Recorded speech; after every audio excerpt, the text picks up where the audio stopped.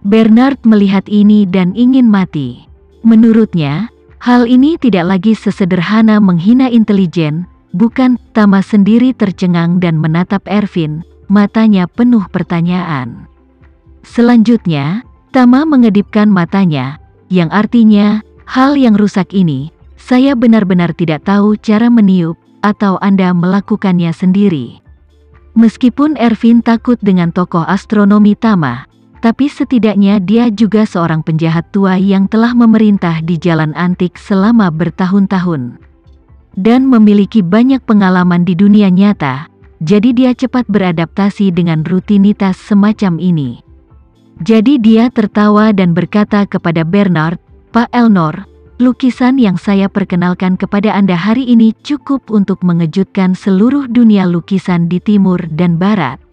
Setelah mengatakan itu, dia menceritakan, semua orang tahu bahwa Mona Lisa diciptakan oleh Leonardo da Vinci pada tahun 1503 M, tapi izinkan saya memberitahu Anda, lukisan ini sebenarnya bukan karya asli da Vinci, tetapi oleh seorang pelukis besar bernama Zhao Mengfu, di akhir dinasti Song dan awal Yuan di Indonesia. Sebelum kata-kata itu diucapkan, dia menunjuk lukisan di tangan Tama dan berkata dengan serius, ini yang ada di tangan Master Renza. Dan yang dilukis oleh Leonardo da Vinci disalin dan dimodifikasi dan dibuat 2 kali menurut yang ini, terus terang, itu disalin. Bernard, tanpa air mata, berseru, bagaimana ini mungkin? Leonardo da Vinci adalah master yang paling saya kagumi, dan Mona Lisa-nya adalah mahakarya selama berabad-abad, bagaimana bisa ditiru? Wajah Ervin kosong, berkata dengan serius, kamu tahu, ini menyentuh titik buta kognitifmu, kan? Biarkan saya memberitahu Anda, lukisan ini, dibuat oleh Tuan Zhao Mengfu atas perintah Han Kubilai dari dinasti Yuan, mungkin dibuat pada akhir tahun 1275 M, lebih dari 200 tahun sebelum Leonardo da Vinci. Jadi jelas siapa yang menyalin siapa yang tidak, bukan? Betapa banyak omong kosong, Bernard berkata dengan sedikit kesal, ini tidak pernah mungkin. Dan lihat sendiri, wanita dalam lukisanmu juga berwajah barat. Bagaimana mungkin ada seorang wanita dengan wajah barat di Indonesia pada waktu itu? Apa yang harus kamu katakan tentang serangga sebesar itu? Ervin, tidak sedikit pun panik, sambil tersenyum, buru-buru berkata, jadi kamu harus sabar mendengarkanku untuk menyelesaikan situasi ini. Pada tahun 1275 M, sebuah peristiwa besar dengan implikasi luas terjadi dalam sejarah dunia. Tahukah Anda apa itu? Bernard berkata dengan putus asa, saya tidak tahu. Ervin berkata dengan sangat serius, Tuan Elnor, saya tidak mengatakan, Anda tidak bisa hanya fokus menghasilkan uang, Anda harus membaca lebih banyak dan memahami sejarah sesekali.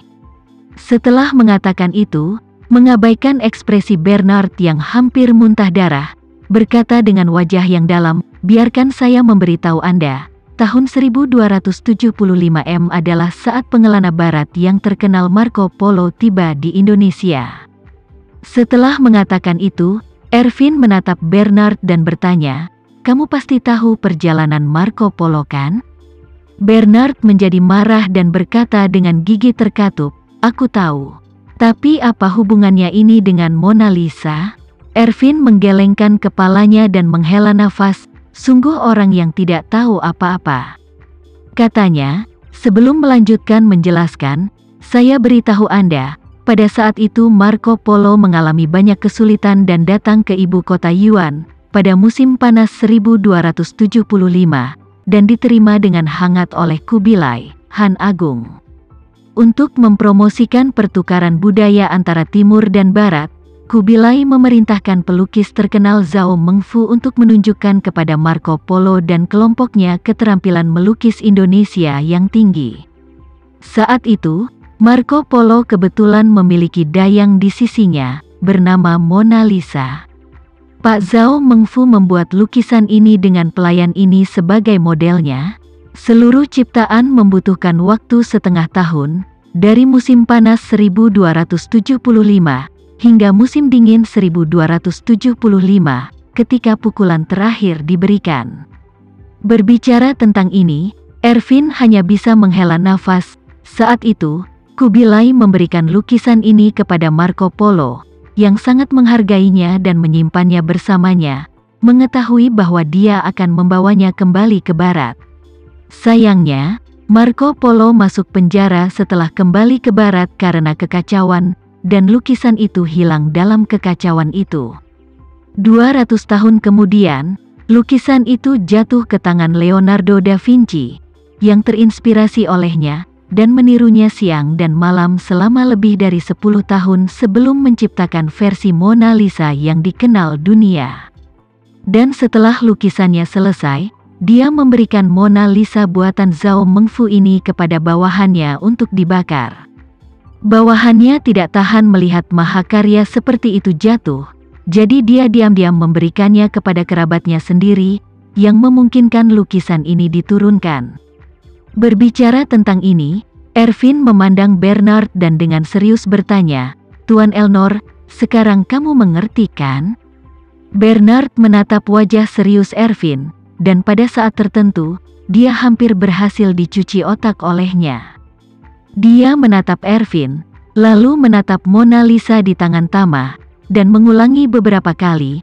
Otaknya sempat kesurupan selama beberapa saat. Tama juga tahu bahwa Ervin berbicara omong kosong, tetapi benar-benar tidak menyangka dia membuat satu set besar 101 cerita. Hati lelaki tua itu tidak bisa tidak memiliki kekaguman. Selain itu, kungfu omong kosongnya pasti dianggap sebagai kelas 1. Namun, Bernard segera sadar kembali, mengetahui bahwa ini pasti cerita Ervin yang dibuat-buat. Pertama-tama, belum lagi apakah cerita ini mungkin benar. Bahkan jika itu benar, kelompok orang ini tidak dapat mengambil lukisan ini untuk diri mereka sendiri. Dari botol anggur perunggu imitasi plastik tadi, dia dapat mengatakan bahwa 2 orang di depannya hanya ingin mengadu dia demi uangnya. Dan tidak akan pernah membiarkan diri mereka mengambil keuntungan dari setengahnya. Jadi, dia melengkungkan tangannya ke Ervin dan berkata dengan wajah sedih, "Tuan, saya mengagumi kefasihan Anda, dan saya tidak akan mengatakan apapun tentang sisanya." Setelah mengatakan itu, dia menatap Tama lagi dan berbicara, "Tuan, tolong kutip harga untuk lukisan ini." Tama mengangguk dan berkata dengan serius, "Mona Lisa yang diduga disalin itu sekarang tergantung di koleksi Louvre di Prancis. Meskipun tidak mungkin untuk dilelang, tetapi saya memperkirakan jika dijual, itu bisa dijual setidaknya $1 miliar." Bernard mendengar ini, seluruh hati orang itu tergagap. Dia mengutuk dalam hatinya, "Jika kamu berani meminta harga yang begitu tinggi untuk omong kosong ini, saya lebih suka tidak berpartisipasi dalam pelelangan pil peremajaan daripada tidak pernah menerima model alokasi seperti itu dari Anda." Segera setelah itu, dia mendengar Tama berkata sambil tersenyum, "Lukisan ini di tanganku. Kenapa aku tidak membiarkanmu mengambil kebocoran? Lukisan ini, dan segel giok pusaka itu dan botol anggur perunggu itu, 3 benda bersama dalam satu paket, $2 miliar yang kamu ambil." Setelah mendengar ini, rahang Bernard ternganga. 2 miliar. Dia tidak bisa mengerti orang macam apa yang begitu jahat sehingga dia akan meminta 2 miliar untuk potongan sampah ini. Jadi, dia segera berkata, 2 miliar terlalu banyak. Puluhan juta atau bahkan 100 juta tidak cukup untuk menebus hilangnya alokasi 10 juta? Bahkan jika saya diizinkan untuk mengalokasikan 100 juta, itu sudah 2 kali lipat 100 kali lipat.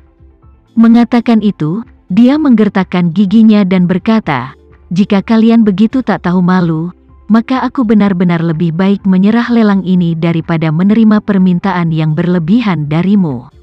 "Sudahlah," Tama samar-samar berkata, "untuk pelelangan pil peremajaan ada orang kaya yang berpartisipasi. Satu kurang lebih tidak masalah. Sama seperti tas-tas di toko Anda, ada orang kaya yang akan terburu-buru mengalokasikan uang untuk membeli barang."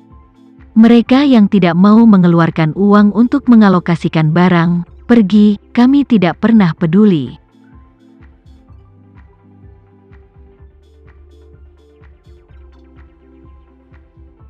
Sekian dulu ya video kali ini, kita lanjutkan lagi videonya di lain waktu.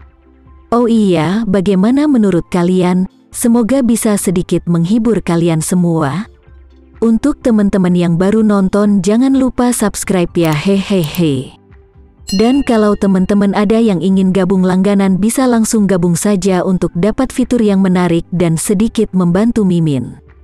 Terima kasih banyak sudah menonton, sampai jumpa lagi, bye.